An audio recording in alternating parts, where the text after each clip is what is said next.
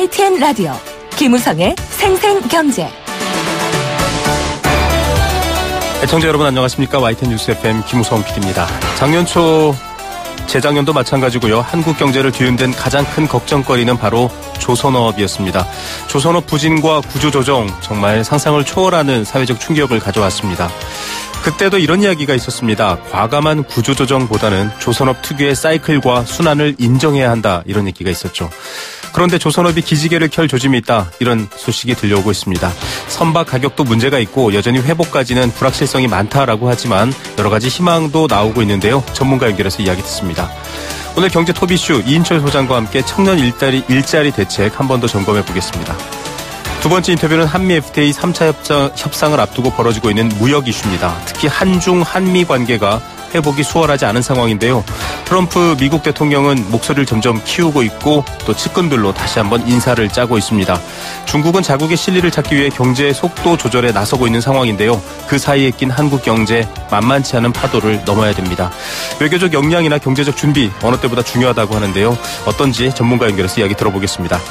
경제의 소리 금요일마다 준비하고 있는데요. 오늘은 새콤달콤한 딸기의 향기와 소리 라디오로 전해드립니다. 2018년 3월 16일 금요일 김우성의 생생경제, 애청자 여러분과 함께 시작합니다.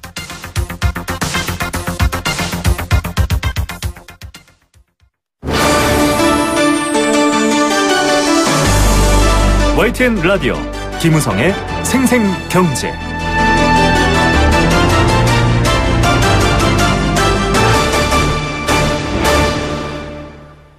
네, 지난 1월 3일 문재인 대통령은 새해 첫 현장 방문으로 대우조선해양 미포조선소를 찾았습니다. 우리나라 조선업계가 기지개를 켜는 걸까요? 여러 가지 수주 소식과 또 불황을 지나 해빙기에 접어들었다, 이런 소식도 들려오고 있습니다. 올해 초부터 지난 15일까지 LNG선 14척 가운데 13척을 우리가 수주했습니다. 반짝 수주가 늘긴 했는데 선박 가격이 그렇게 매력적이지도 않고요. 또 실적 회복의 텀이 돌아섰느냐에 대한 여러 가지 이견도 있다고 합니다. 이 조선업 굉장히 어려웠었고 또 여러 가지 이 내부적인 비리 문제까지 심각했었는데요. 해결할 수 있는 가능성이 있는지 전문가 이야기 들어보겠습니다. 한국해양대학교 해사법학부 정영석 교수입니다. 교수님 안녕하십니까?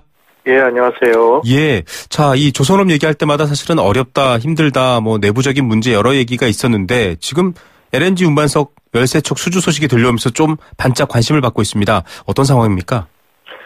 예, 굉장히 반가운 소식인데요.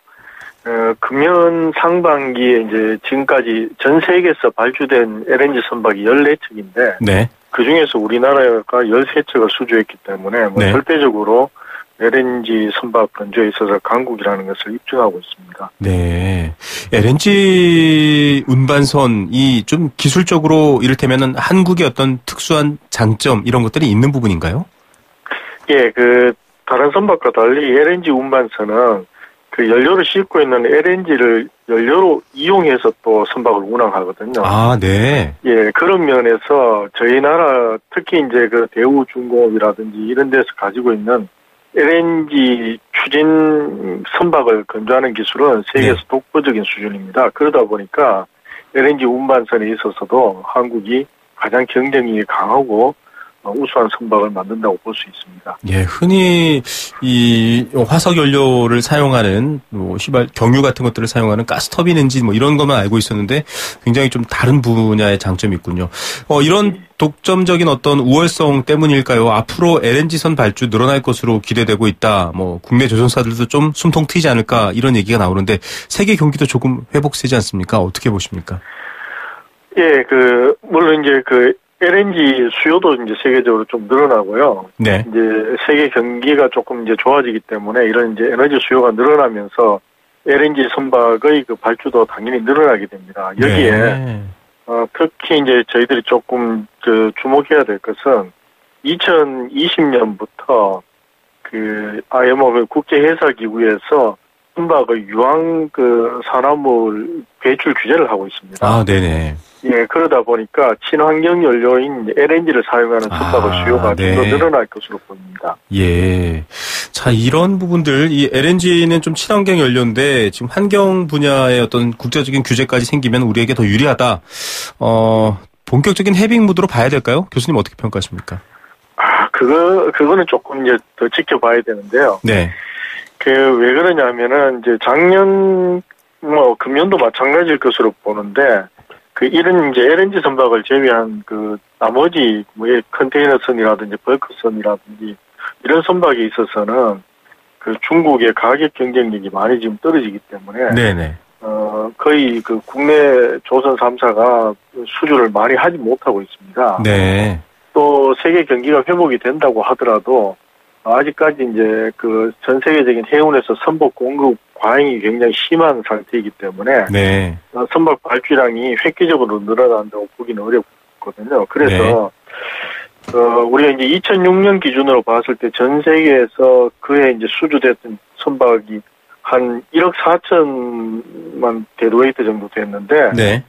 작년 말을 보면 한 7,280만 데드웨이트 정도밖에 되질 않아요. 아, 네. 그래서 이게 회복이 된다 하더라도 현재 이제 세계적으로 해운뿐만 아니고 조선에 있어서도 굉장히 시설에 있어서 공급 과잉이 되어 있기 때문에 네. 회복은 아직까지 시간이 좀 걸린다고 봐야 될 것 같습니다. 예, 어떤 선박 전체의 어떤 용량과 또 수주량을 말씀하는 단위이셨는데, 말씀하셨던 가격 부분이 사실은 중요한 부분인데, 우리 역시 사실은 세계 조선업 1위였던 일본, 또 여러 이 말매의 눈물로 알려진 유럽 국가들도 사실은 우리 같은 신흥국가가 좀 가격적인 면에서 치고 올랐기 때문에 사실 우리가 어떻게 보면 1등 자리를 차지한 건데, 앞으로도 계속 그 구조는 남아있지 않습니까? 중국은 계속 저가 공세를 펼칠 거고 또 다른 신흥국도 있을 테고요. 우리가 이 조선업에 안심할 수 있을까? 이런 근본적인 걱정을 한번 해보실 텐데 어떻게 생각하십니까? 그렇죠. 이제 유럽 선진국들이나 일본이 이제 거쳐왔던 것을 지금 한국이 겪고 있다고 봐야 되거든요. 네. 그래서 이제 기술력도 이제 중국이라든지 인도도 많이 따라오고 있기 때문에 이제 성과가 과거 같이 회복된다고 보기는 어렵습니다. 네. 그래서 이제 더욱 이제 우리나라의 경우에는 발주 물동량보다는 고부가 가치 선박을 개발하고 이런 기술을 선도해가지고 수익성 있는 선박 쪽으로 이제 수주량을 늘리는 그런 방향으로 정책적 전환이 이루어져야 할 것입니다. 예. 자, 수익성이라는 게 중요합니다. 이게 사실은 이익이 생겨야 조선업이든 또 거기서 일하시는 분들의 월급부터 시작해서 여러 부분들이 관련되어 있는데 결국 예전에 지금 조선업 관련해서 여러 가지 얘기가 나올 때 그런 말 또 교수님께서도 해주셨는데요. 기본적으로 좀 경쟁력을 갖출 수 있는 체질 개선 얘기도 하면서 산업 자체를 너무 금융 논리로 어떤 구조조정이나 이런 것들을 봐서는 안 된다. 이런 우려까지 얘기해 주셨는데 어떻습니까? 좀 체질 변화를 어떻게 해야 될까요? 아무래도 이제 우리 선박에 있어서는 이제 매년 이제 선박 발주량을 따질 때 CGT라는 걸 따지고 있습니다. 네네. 이건 뭐냐면 같은 선박을 만들더라도 고부가가치가 있고 이제 부가가치가 떨어지는 선박이 있는데 네. 현재 이제 우리나라 같은 구조에서는 고부가가치 선박을 주로 생산하고 네. 부가가치가 떨어지는 선박은 이제 건조를 해도 수익성이 생기기보다는 이제 적자 구조가 되기 때문에 네. 이런 것을 이제 전체적으로 구조를 좀 개편하고 네네. 그다음에 이제 굉장히 이제 조선업은 노동력을 집중해서 사용하기 때문에 이제 굉장히 사회적 영향이 크기 때문에 그렇죠. 정부가 이제 이런 것을 단계적으로 잘 봐가지고 이제 규모를 좀 축소하더라도 이제 산업을 전환시키는 이 속도를 좀 조절해가면서 지원을 해야 될 필요가 있고요. 네. 또 저희가 이제 유리한 점이 좀 있거든요. 왜냐하면은 지금 이제 이러한 선박을 건조하는 데 있어서 기준이 되는 것들은 대부분 이제 국제협약에서 만들어지는데. 네. 국제회사기구라는 IMO에서 이제 이런 것을 만들고 있습니다. 네네. 근데 현재 이제 IMO 사무총장을 이제 우리나라에서 배출을 했기 때문에 네. 이러한 기회에 이제 또 특히 우리가 선박 건조 기술이 앞서 있지 않습니까? 그렇죠. 예를 들어서 LNG 선이라든지 이런 이제 앞선 기술을 개발했을 때 이것을 이제 국제 표준화하고 먼저 강제 이제 국제 조약에 의해 가지고 일정 시점부터 이러한 선박들을 도입할 수 있도록 이렇게 강제를 해 나가면은 앞선 기술로 이제 고부가가치 선박을 계속 건조를 할 수 있기 때문에 네. 이러한 정책적 역량이 이제 같이 뒷받침이 돼야 될 것입니다. 네, 뭔가 해법은 있다. 임기택 부산항만공사 전 사장이 지금 국제회사기구 사무총장이 되어 있는데요. 다양한 제도 또 이런 정책적인 것도 좀 활용, 우리 조선업에 유리한 방향을 틀 수가 있다. 체질 변화도 필요하다 이렇게 얘기를 해주셨습니다. 결국은 기술적인 그런 얘기도 나오고 있지만 지금 내부적으로 보면은 뭐랄까요, 성동조선, STX 얘기들 최근에 보도됐지 않습니까? 이런 예. 부분들 보면서 많은 분들이 정부가 이 구조조정이나 개선 방안을 내세운 게 효과가 없거나 좀 잘못된 처방 아닌가 이런 우려도 나옵니다. 그런 부분은 어떻게 보십니까? 굉장히 이제 선거를 의식하는 것 같아요. 아, 네. 사실은 산업구조조정은 이제 적기에 빠른 시간 내에 이루어져야 되는데, 이런 것을 너무 의식하다 보니까 지금 지지부진해가지고, 사실 이제 우리 볼륨이라든지 또 경쟁력을 갖추기 위한 여러 가지 요소들을 제대로 지금 정리를 하지 못하기 때문에, 네. 이런 이제 조선 불황이 세계적으로 약간 회복 기미가 있다 하더라도 우리나라의 경우에는 벗어나는데 시간이 조금 더 걸릴 수 있는 여건이거든요. 네. 그래서 이런 것은 좀 더 적극적으로 추진을 해가지고 살릴 회사는 살리고 정리할 건 좀 하고, 네. 그다음에 이제 대형 조선소들도 마찬가지로 앞으로 수익성을 좀 확보할 수 있는 그런 이제 체질 개선을 해나가는데 좀 집중해야 되는데 상당히 지금 늦어지고 있습니다. 네. 자, 좀 명확하게 정확히 말하면 좀 표시가 될 수 있는 그런 방식의 조치들도 필요하다라는 말씀까지 해주셨는데요. 예. 일단은 조선업의 특수성은 항상 고려돼야 될 부분이기도 할 것 같긴 합니다만 어떻습니까? 좀 지금이 어떻게 보면 이런 변화를 하기에 적기다라고 보시나요? 아니면 좀 숨을 고르다가 좀 기다릴 필요가 있다. 전체적인 수주량이나 시장 흐름 볼 때 어떻게 평가하십니까? 예.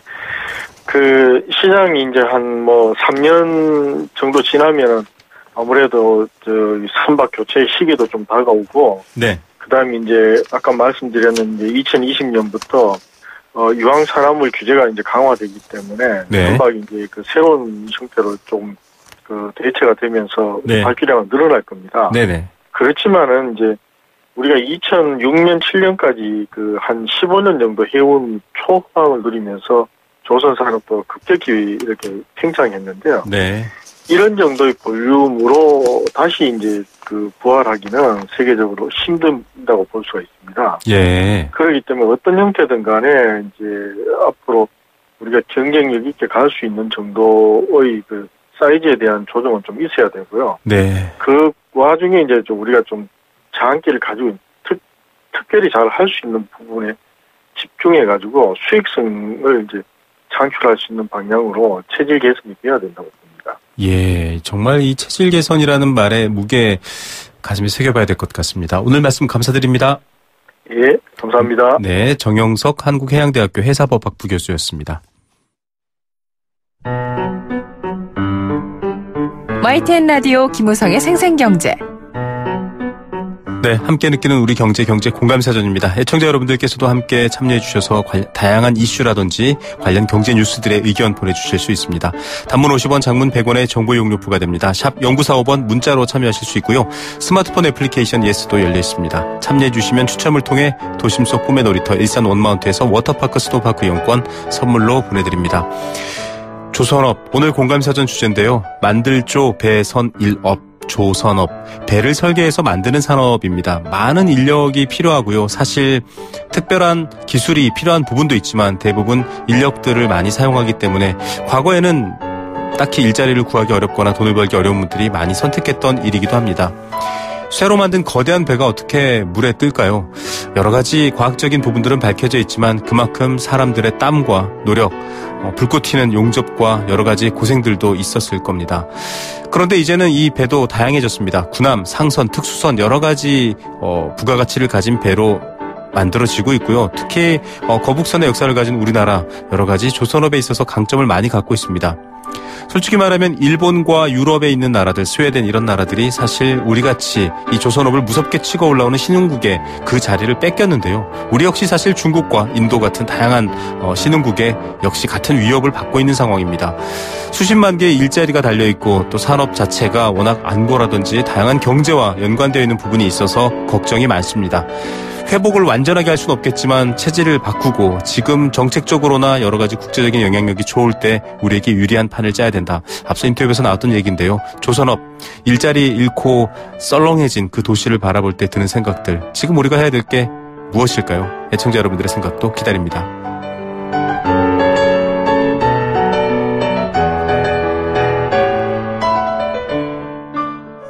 네, 생생경제일부 포스코와 함께했습니다. 캠페인 한 개 듣고요. 이번 주 주요 경제 이슈 이인철 소장과 함께 정리해드립니다.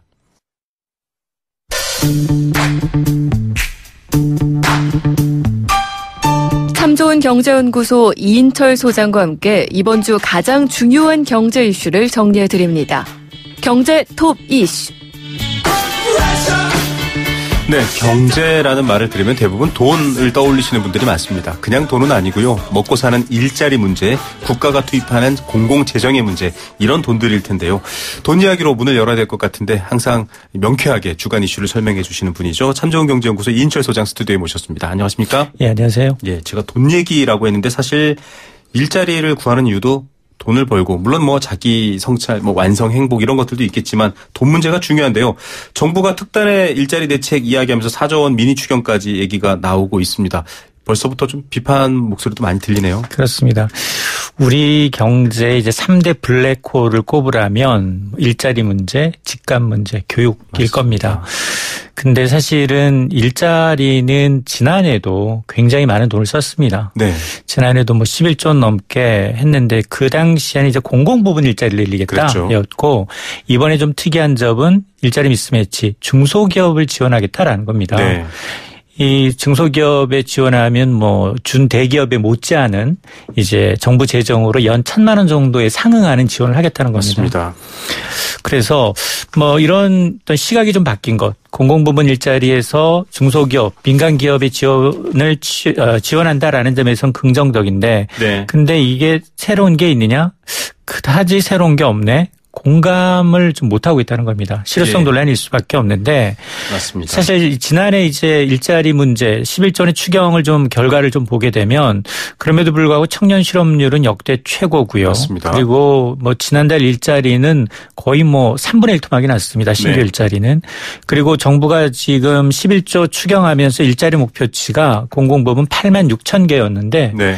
그게 한 6만 7천 개 정도 만들어진 건 맞지만 그나마 절반가량은 노년층을 위한 단기 일자리였거든요. 여기에다가 이제 올해도 일자리 예산, 전체 예산이 420조가 넘는 예산 가운데 네. 19조 2천억 원 정도가 일자리 예산에 편성이 돼 있는데 여기다 또 추가로 더 한다는 거니까 아직 제대로 집행도 안 됐고 효과도 미진한데 써야 될 예산 더 많고 이 추경을 편성한다는 것 자체가 또 선거를 앞둔 좀 포퓰리즘성, 선심성 예산이 아니냐라는 지적이 나올 수밖에 없는 대목입니다. 예, 지금 정확한 이 상황을 아는 게 중요하고요. 뭐 정부를 비판하거나 정책을 비난하거나 이런 차원의 문제가 아니라 정확한 현실을 더 보완하길 바라는 이야기인데요. 저희도 사실 어제 청년 세대 얘기를 들어봤고요. 또 그전에 전문가 인터뷰를 할 때도 결론이 이렇게 나왔습니다. 이게 지금 돈 문제가 아니다. 돈 문제지만 정확히 말하면 돈만의 문제가 아니다. 이런 얘기인데 그런 반응들 지금 많죠. 많습니다. 중소기업, 이 채용해야 되는 중소기업과 취업 준비생 현장의 반응도 좀 썰렁합니다.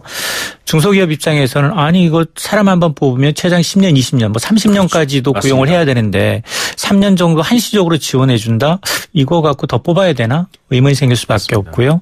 또 취업 준비생도 비슷합니다. 임금도 물론 중요합니다. 네. 임금 못지않게 중요한 게 내 첫 직장 이게 미래의 안정성, 장래 성장성하고도 관련이 있거든요. 그렇죠. 그러니까 이 뭐 이외에도 뭐 임금 노동 강도라든가 복지와 같은 근로 요건까지도 고민을 해야 되는 부분인데 네. 딱히 정부가 이제 임금을 갖고 이제 유인한다. 그러면 사실은 이거는 다른 직장으로 더 나은 직장으로 오히려 이직할 때는 굉장히 걸림돌이 될 수 있습니다. 네. 왜냐하면 이런 것들 예를 들면 뭐 목돈 마련을 위해서 이제 내일 체험 공제 같은 게 생기는데 이런 게 네. 이직을 하면 없어지거든요. 아. 그러다 보니까 차라리 이게 근속을 유도하기 위한 정책만 있으니까 이게 오히려 족쇄를 치우고 있다라면서 이제 채용, 취업 준비생들은 또 불만을 토로하고 있는 겁니다. 예. 이 여러 가지 얘기가 나오고 있고 지금도 말씀해 주셨지만은 청년들이 원하는 부분들 사실은 급여를 깎고도 원하는 직장으로 가는 사례가 굉장히 많습니다. 정부가 그 부분을 안다면 돈을 좀 추가로 지원하는 것보다 좀 더 정교한 대책이 있어야 되겠다라는 필요가 느껴지고요. 미국은 지금 완전 고용 상태고요. 일본도 지금 완전 고용 소리가 나오고 있어요. 궁금합니다. 이 나라들은 어떻게 이렇게 된 거죠? 미국의 지난달 실업률이 4.1%예요. 네. 경이적입니다. 이게 5개월째 이어지고 있고요. 이게 17년 만에 가장 낮은 수준이고 일본의 1월 실업률은 2.4%입니다. 네. 여기도 24년 만에 가장 낮습니다. 이렇게 왜 미국, 일본은 완전 고용 상태로 갔느냐. 공통점이 있는데 네. 둘 다 똑같습니다. 돈을 많이 풀었고요. 네. 세금을 많이 깎아줬고요. 네. 거기다 규제 개혁을 동시에 진행을 했다라는 네. 공통점이 있습니다. 미국은 사실 트럼프 대통령을 이제 외국에서는 욕을 하고 있지만 공격적으로 이제 감세 정책입니다. 네. 법인세 35%에서 21% 낮춰서 네. 효과를 봤거든요. 네네. 이거 10% 중반까지 또 내리겠다는 겁니다. 거기에다가 규제 없앴죠. 법인세 납치니까 외국에 나갔던 기업들이 다시 돌아오고 있는 겁니다. 네. 이러다 보니 일자리가 생기고 임금이 올라가는 선순환이 나타나고 있는 거고요. 네. 일본도 비슷합니다. 우리가 아베노믹스를 굉장히 이제 폄하하는데 네. 여기도 과감한 양적 완화, 재정 지출 확대 네. 플러스 구조 개혁을 했다는 겁니다. 그러다 보니까 미래 이제 성장 산업에 대한 굉장히 이런 주력 산업에 대한 어떤 혁신 노력, 정부의 네. 과감한 규제 철폐가 더 벌어져서 여기다 뭐 법인세 인하까지 네. 삼박자가 맞다 보니까 시너지가 나타나고 있는 거다. 근데 우리는 전부 다 역행하고 있습니다. 네. 한 번도 안 걸어본 소득 주도의 성장이라고 해서 소득 먼저, 임금 먼저 올라주면 네. 소비 늘고 경기가 좋아질 거라고 하는데 거꾸로 가고 있는 거죠. 네. 임금 늘었더니 오히려 인플레이션, 물가도 올리고 네. 기업들 오히려 더 인건비 때문에 사람 덜 뽑고. 그러니까 한 번쯤 왜 미국과 일본이 완전 고용에 육박해서 구직자들이 일자리를 골라가면서 취업해야 되는지, 취업하고 있는지를 네네. 우리가 좀 되새겨볼 타산지석으로 삼을 필요가 있어 보입니다. 네, 맞습니다. 지금 어떤 한 가지 처방으로 쉽게 될 거다라고 생각하면 안 되고요. 이전 정부도 같은 대책을 세웠지만 안 된 이유가 뭐 그 정부 탓이라기보다는 이런 여러 가지 다양한 방법들에 대한 고민일 겁니다. 자, 또 짧게 한번 짚어봐야 될 문제가 하나 있는데 이거 지금 집값 보면 이제 이거 집값 떨어지는 신호탄 아니야? 지금 오늘 막 부동산 뉴스들이 쏟아졌습니다. 어떻게 보세요? 맞습니다. 일단 서울 아파트 전세 가격이 4주 연속 하락세인데요. 이번 주 주간 하락폭은 5년 8개월 만에 최대치입니다. 지금 서울 감정원의 통계를 보니까 서울 지역이 이번 주 전세 가격이 한 주 만에 0.08%포인트 떨어졌는데요. 평균값이죠. 그렇습니다. 네. 이게 왜 이렇게 서울의 전세값이 떨어지느냐. 이유는 크게 세 가지입니다. 일단 물량의 장사 없습니다. 수도권 입주 물량이 워낙 많고요. 공급. 그렇습니다. 두 번째는 지난주 이미 계약이 시작이 됐어요. 네. 그러니까 전세 이 학군 수요가 마무리가 됐다는 겁니다. 네네. 여기에다가 전세 수요자들이 매매로 돌아선 것도 영향을 미치고 있는데 지금 다음 달 당장 양도세 중과 시작되니까 네. 이게 잔금 날짜 기준에서 세금이 부과가 됩니다. 네. 그러다 보니까 지난달 서울의 주택 거래량이 1년 전에 비해서 80%가 늘어난 겁니다. 빨리. 네, 그런 것들이 영향을 미친 겁니다. 이게 사실은 전세 가격을 보면 집값이 어떻게 될 수 있다라는 이제 연구 결과라든지 주장도 많이 나오고 있는데 어떻습니까? 이런 상황이면 집값 또 떨어진다라고 봐야 되나요? 지금 새 정부의 부동산 정책이 지난해에만 7번 나왔거든요. 네. 사실 전세값이 한 달 내렸다? 그럼 매매값에 영향을 미칩니다. 네. 전국을 보게 되면 서울 지역 매매가 가격은 상승세가 둔화되고 있고 지방은 하락폭이 더 커지고 있습니다. 네. 그러다 보니까 전국 평균은 보합이에요. 근데 특히나 이제 그동안 집값 급등의 진원지는 강남 재건축이었는데 이게 한 주 만에 5천만 원, 8천만 원 내리고 있다는 겁니다. 맞습니다. 특히나 이제 양천구의 경우에는 안전진단 강화라는 직격탄을 맞다 보니까 24주, 네. 6개월 만에 집값이 하락대로 돌아섰는데 이러다 보면 지금 상승 요인, 하락 요인이 사실 상존에 있어요. 네. 상존에 있는데 뭐 서울 지역 일부 지역에게는 공급이 좀 부족하다는 얘기도 있지만 네. 그러나 지금 보면 오히려 하락 요인이 더 많다. 네. 금리 인상되죠. 그리고 정부의 규제는 갈수록 더 강화되죠. 이러면 대출 어렵고 그리고 이제 이 갭 투자하신 분들의 매물 물량까지 나오면 네. 역전세난이 더 심화될 수 있다는 겁니다. 갭 투자의 성지인 서울 강북 지역은 뭐 큰일 났다 이런 뉴스도 나오고 있는데 간단하게 마무리해야 될 부분 또 짚어야 될 게 있습니다. 이게 사실은 서울은 그런데요. 지방은 얼어 죽고 있다 이런 소리가 나옵니다. 맞습니다. 지방 지금 경남 지역 같은 경우에는 조선, 이제 자동차, 해운, 구조조정인데는 집값이 거의 뭐 지금 반토막이 나고 있는 상황인데요. 정부가 규제를 하다 보니까 오히려 되려 부동산 정책, 지방은 부동산 부양책을 써야 할 판이거든요. 그러다 보니까 이렇게 정부의 정책이 초강력으로 가다 보니까 전세값, 매매값은 잦았지만 부동산 이 부작용, 양극화는 더욱더 심화되고 있다는 겁니다. 싼 곳은 더 싸게, 비싼 곳은 도달할 수 없게 이 문제도 함께 풀어주셨으면 하는 바람도 있네요. 오늘 말씀 감사드립니다. 네, 감사합니다. 삼좋은 경제연구소 이인철 소장이었습니다.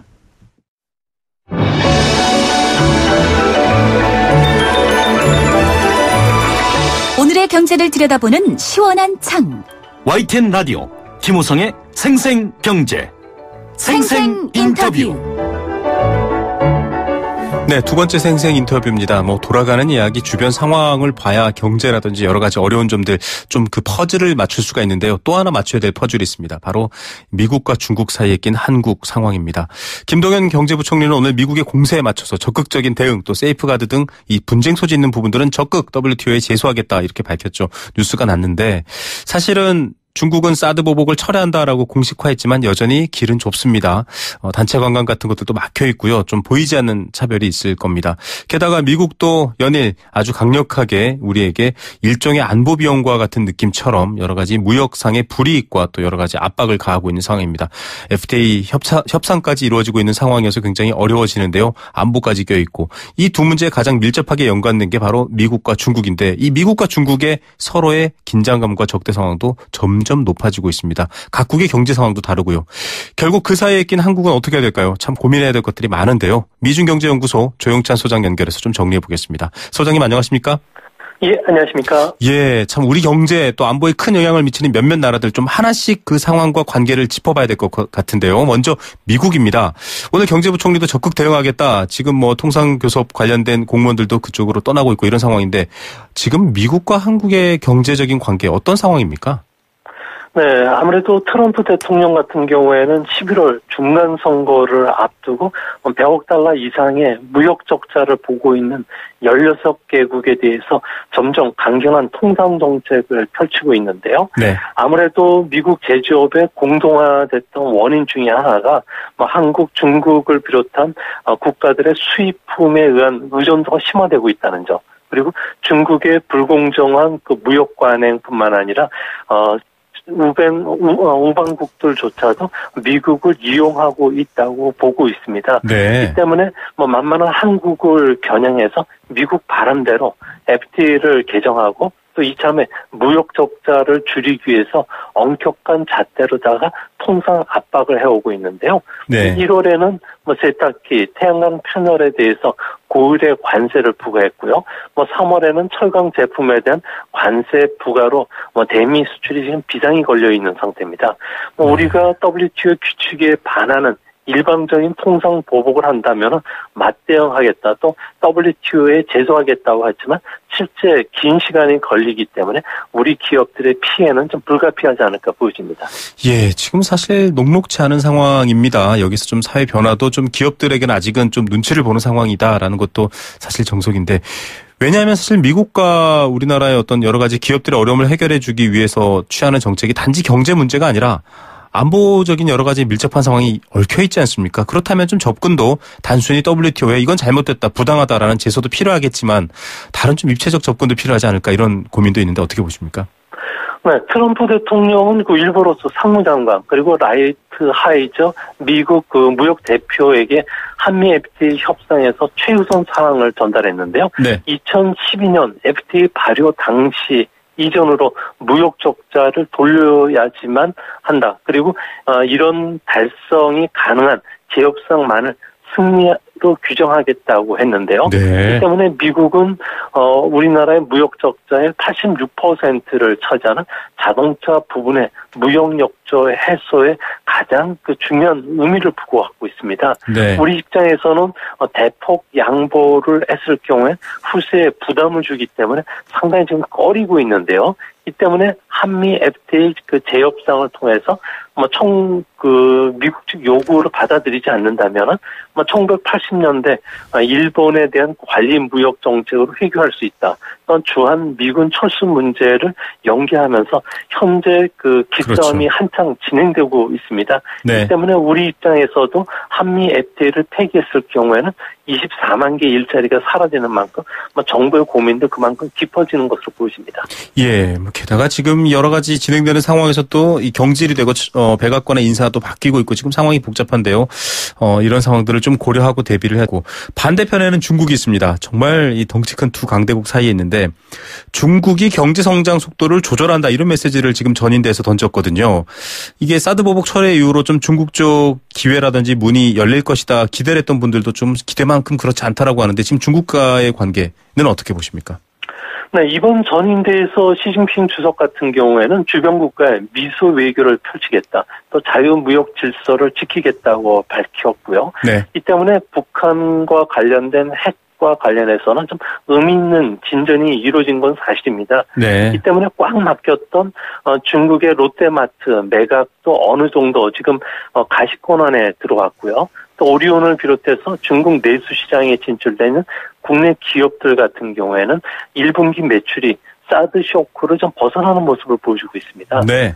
또한 주춤했던 한류 콘텐츠에 대한 소비가 온라인뿐만 아니라 모바일 스트리밍 이용이 지금 확산이 되고 있고요. 이와 더불어서 모바일 게임에 대한 수출 증가도 조금씩 늘고 있고요.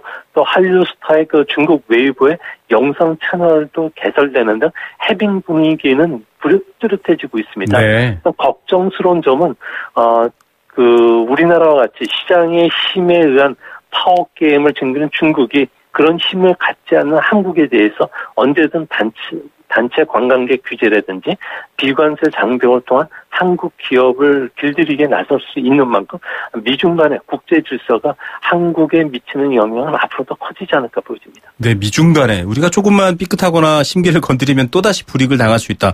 법 바깥에 불이익을 당할 수 있다. 지금 이런 우려까지 말씀해 주셨습니다. 중국 경제 성장 속도를 좀 낮춘다. 이게 성장률을 좀 낮춘다. 이러면 우리 경제에도 아주 큰 영향을 미치는 부분이 있는 거죠? 네, 그렇습니다. 미국 같은 경우에, 지금 미국과 함께 세계 경제 성장을 이끄는 중국 같은 경우에는 추가 개방을 통해서 세계 발전의 공헌자가 되겠다. 국제 질서의 유지자의 그 길을 걷겠다고 이번 전인대에서 밝혔는데요. 이 때문에 우리나라에서는 다행인 것으로 보여집니다. 아무래도 중국은, 경기를 이끄는 게 소비인데요. 경기 부양책은 좀 축소했지만, 장기 트렌드라고 할 수 있는 중산층의 증가로 인한 소비의 서비스화, 그리고 또 중기 트렌드인 전자상거래 보급이 소비를 자극할 수 있기 때문에 당분간 6.5%의 성장이 예상이 되는데요. 네. 여기에 또 다음 주부터는 한중 FTA 서비스 투자 부분의 후속 협상이 서울에서 시작이 됩니다. 네네. 이렇게 됐을 경우에는 1조 달러의 중국 서비스장이 열리는 만큼 사드 문제로 인해서 유통 기업들은 어려움을 받겠지만 앞으로 중국과 관련된 관광 기업이라든지 중국이 중점적으로 육성하는 4차 산업혁명과 관련된 전자상거래 그리고 문화 콘텐츠 뿐만 아니라 소비 고도와 관련된 웰빙이나 친환경, 의료와 관련된 기업들은 앞으로 중국 진출이 또 기회가 될 수 있는 그런 시기가 도래하지 않을까 보여집니다. 네, 강대국의 변심은 항상 우려되지만 기회는 열리고 있다. 해빙 모드는 어느 정도 감지됐다. 이런 평가가 좀 중요하게 와닿는 것 같습니다. 이 중국 전인대 지금 투표용지까지 공개되면서 투표용지에 한글도 적혀 있더라고요. 그래서 많은 관심을 받고 있는데 아주 긴 기간 열리는데 혹시라도 좀 살펴봐야 되거나 놓치지 말아야 될 것들이 있을까요? 아무래도 중국과 관련해서는 가장 중요한 게 그 중국의 소비와 관련해서 그 스마트 디지털화가 빠르게 진행이 되고 있다고 합니다. 네. 이 때문에 중국 그 소비 디지털화와 관련되어 있는 4차 산업 그리고 AI와 관련된 기업들이 네. 앞으로 중국 진출이 좀 더 확대될 것으로 보이기 때문에 관련 기업들이 상당히 좀 관심을 두고 있는데요. 앞으로 관광, 문화, 의료, 금융, 법률 분야 쪽에서도 중국과 관련된 진출이 좀 더 확대될 가능성이 크지 않을까 보입니다. 네, 가능성이 열리는 부분들을 좀 미리 준비하고 또 지원도 받고 그랬으면 좋겠습니다. 소장님 오늘 말씀 감사드립니다. 예, 감사합니다. 네, 미중경제연구소 조용찬 소장이었습니다.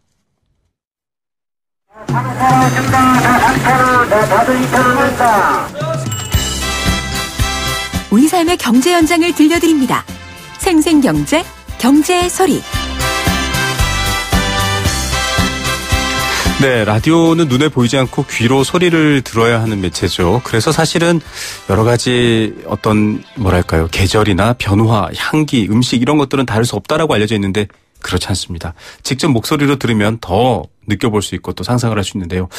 오늘도 그런 발로 뛰는 코너 바로 경제캐스터 김미란 씨가 전해줍니다. 안녕하십니까? 네, 안녕하세요. 네, 경제의 소리인데 오늘은 이름을 경제의 향기로 바꿔야 될 것 같아요. 네. 뭔가 딸기 향기가 나는 것 같은데요. 네, 봄의 향기가 물씬 나는 딸기 농장을 다녀왔습니다. 네. 인천 계양구에 위치한 고시 딸기 농원인데요.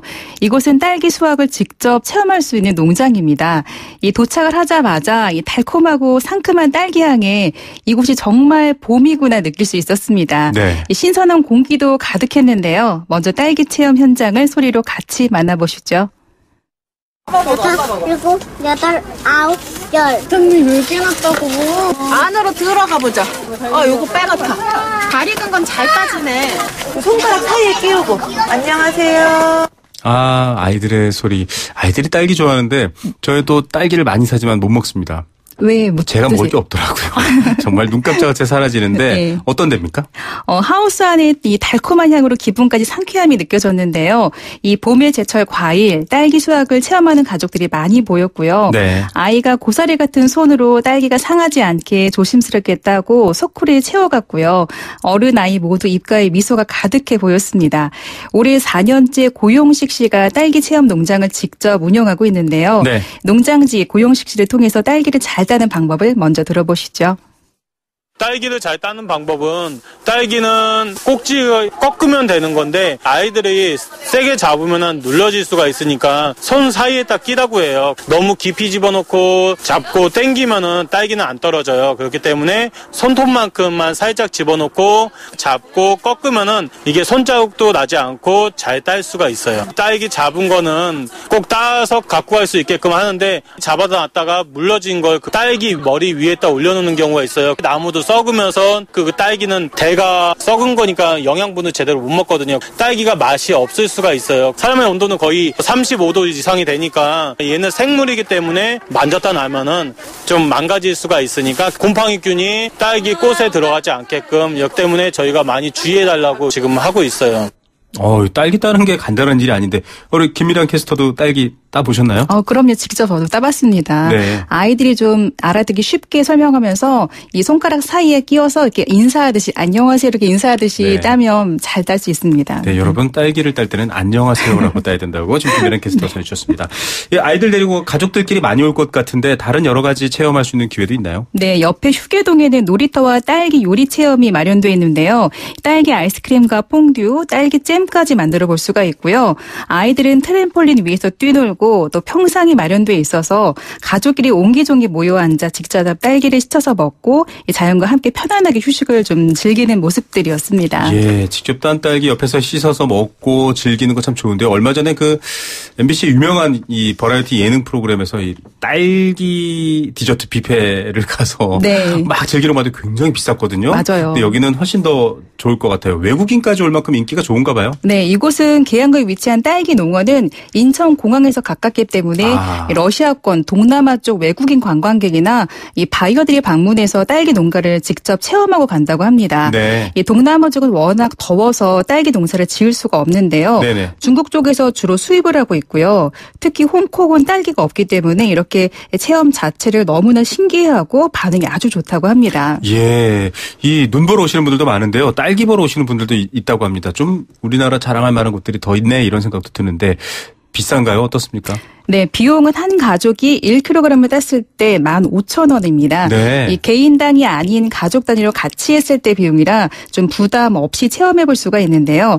딸기 농장에서 시민들을 만나봤습니다. 네. 딸기 아이스크림 만드는 거 있어가지고 그거 같이 했습니다. 애들이 여기 와서 놀면 재밌게 잘 놀아요. 딸기 먹으면서 활동적으로 뛰어놀면서 체험하면서 할 수 있는 데가 별로 없어요. 트램폴린이 일단 있어서 애들이 여기서 오래 놀아요. 엄마 아빠들이 그냥 자유롭게 그냥 놔두고 딸기 아이스크림을 애들이 굉장히 좋아해요. 흔들어서 만들어서 먹는 거 너무 좋아하더라고요. 지금 동생들이랑 딸기 아이스크림 만들고 있어요. 딸기 으깨서 얼음 넣어서 흔들고 있어요. 너무 재밌어요. 딸기잼 만들고 있어요. 요구르트 맛이었어요. 언니랑 와서 딸기 따는 거 체험했어요. 달달한 냄새가 나서 좋았어요. 많이 땄어요. 서울에서 저희 집에서 가까우고 애들이 놀 수 있는 공간도 있고 커피도 있고 그러다 보니까 한 번 오면은 그냥 4-5시간 훌쩍 가는 것 같아요. 딸기 향 맡고 봄 기운을 느낀 것 같아서 좋았던 것 같아요. 그냥 집에서 뭐 TV 보고 있는 것보다 직접 몸으로 같이 이제 또 아이들하고 하는 게 저도 이제 힐링되고 그 만드는 과정에서 배우는 게 되게 많은 것 같아요. 네, 정말 뭐 듣는 소리 힐링되고 엄마 아빠들 뭐 트램폴린 있어서 놀게 하고 또 즐길 수 있다고 하는데 사실 딸기가 어떻게 생겼는지 아이들이 포장된 것만 보기 때문에 자연을 모르거든요. 그런 교육까지 저는 있겠다 이런 생각도 듭니다. 수확이 좀 어떤가요? 잘 되고 있나요? 네, 딸기 농가들이 서울 근교를 비롯해서 전국에 많이 늘어났습니다. 그래서 전체적인 수확량이 많고 추웠던 올 겨울 날씨에 비해서는 풍년입니다. 하지만 워낙 날씨가 춥다 보니까 하우스에 난방비가 많이 들었는데요. 농가들이 좀 그만큼 힘들었다고 합니다. 이 추운 날씨로 벌들이 잘 돌아다니지 않고 또 꽃가루도 고르게 분포가 되지 않아서 기원과가 많았는데요. 기원과 딸기는 상품 가치가 없어서 좀 농가에서 어려움이 있었습니다. 네, 이 모양이 흔히 말하는 딸기 모양으로 예쁘게 나오지 않은 것들은 상품 가치가 없어서 좀 어려울 수도 있거든요. 네. 이 뭐 계속 기술 발전도 되니까 딸기 농장도 좀 재배 방식이 바뀔 것 같은데 어떻습니까? 네, 예전에는 토경 재배 땅에 심고 키웠는데요. 수확할 때 농가에서 연세 많으신 어르신들이 허리를 구부리고 장시간 작업이 너무 힘들었습니다. 네. 그래서 이제는 고설 재배 방식으로 바뀌는 추세인데요. 하이베드라고 해서 땅 위에 긴 베드를 설치해서 딸기를 재배하는 방식이고요. 네. 이 토경 재배보다 병해충으로부터 피해가 없고 이 작업과 좀 수확할 때도 훨씬 편리하다고 합니다. 이 딸기는 심고 수확하는 데 한 2-3개월 정도가 걸리는데요. 네. 좋은 딸기를 고르는 방법을 농장직이 고영식 씨를 통해서 한번 들어보시죠. 네. 90% 익은 딸기가 좋아요. 그렇다고 해서 오래된 딸기가 아니고 딸기를 봤을 때 하얀 부분이 별로 없고 딸기가 윤기가 흐르는 것 같이 기름을 발라놓은 것 같이 그런 게 딸기가 맛이 있어요. 예약을 잡다 보면은 황사 때문에 취소하신다는 분들이 계세요. 근데 황사가 있어도 실내라고 할 수가 있어요. 그리고 딸기 나무에서는 이산화탄소가 나오는 게 아니고 산소라는 걸 계속 정화시켜 주거든요. 이산화탄소를 먹고 산소를 계속 배출을 시키는데 사람들이 왔을 때 밖에 있을 때는 황사가 너무 심해갖고 목이 캑캑했는데 딸기 농원에 왔을 때는 목이 시원한 것 같다는 말씀을 많이 하세요. 황사 같은 거 걱정 안 하시고 편하게 놀시다 가실 수 있을 것 같아요. 많이들 봄에 찾아주세요. 네, 가족 15,000원으로 즐길 수 있는 게 많고요. 8106님, 딸기, 김우성 PD님, 딸기를 건조해서 먹으면 비타민C 3배, 느낌상 더 달아요. 꼭 드셔보세요. 상큼한 딸기처럼 상큼한 방송 감사합니다. 김미란 캐스터께 전하시는 것 같고요. 8012님, 통풍의 딸기가 좋다고 해서 자주 사먹고 맛도 가격도 좋습니다. 딸기 관심 있는 분들 많으시네요. 자, 수확 체험 언제까지 가능합니까? 네, 오는 5월까지 이 딸기 수확 체험을 해볼 수가 있는데요. 이 봄의 제철 과일, 딸기를 직접 좀 따보면서 수확의 기쁨과 자연도 좀 물씬 느끼면 정말 좋을 것 같습니다. 우리나라 딸기가 홍콩이나 이 동남아 쪽으로도 수출이 더 활발해지고요. 이 딸기 농원이 관광 자원으로도 홍보가 더욱 되기를 바랍니다. 네, 오늘 정말 봄이 오는 소식 여러분 라디오로 들려드렸지만 어떻습니까? 상큼하고 붉고 아주 맛있는 봄이 왔나 그런 생각이 드네요. 오늘 말씀 감사드립니다. 네, 감사합니다. 네, 김미란 경제캐스터였습니다. 네, 8655 번호 쓰시는 분께서는 30년 전 아버지께서 울산조선소에서 용접을 하셨는데요. 지금은 기계 발달해서 덜 위험하지만 옛날에 사망사고도 많다고 하시더라고요. 라고 하면서 추억 남겨주셨고요. 미국과 일본 민간기업 살려서 일자리 해결하는데 우리도 좀 그랬으면 좋겠습니다. 6495님 생각 주셨고요. 7295님도 따끔한 말씀 주셨습니다. 3년 월급 더 받겠다고 마음에 안 드는 일자리를 가는 청년들은 없을 것 같습니다. 좀 다른 생각도 해주시죠 라고 얘기해 주셨고 또 여러 가지 경제 걱정해 주시는 사연 보내주신 애청자 여러분들 감사드립니다. 주말 잘 보내시고요. 저는 월요일 오후 3시 10분에 다시 옵니다. 김우성의 생생경제였습니다.